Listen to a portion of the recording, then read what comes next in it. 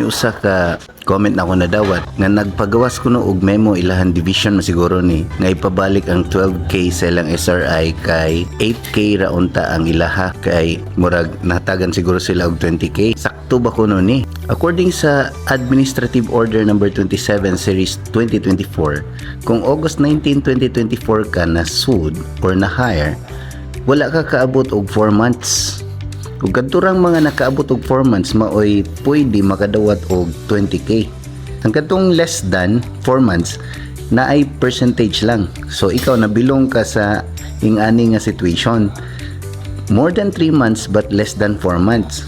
Og ang inyo rang madawat unta kay 40% sa SRI or in other words 8k. Og sakto na nga 8k ra gid unta inyo madawat. Pero ngano po ilang gihatag og 20k no? Basi nag-expect sila nga December 30 as of December 30, pero according sa AO27 as of November 30 man. So hindi po na nyo ibalik ma'am ang accounting may mo tapal anang 12k niya may lagusara ka. Kung napo mo ka buo makatapal siya 120k. So sakto ibalik kita na nga kundi na nimo ibalik narba sila closing murag antod January 10 kinahanglan mabalik na. So mao nang kita pagawsan na og memo.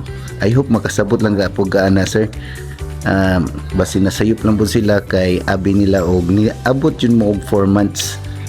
Mao na akong thoughts.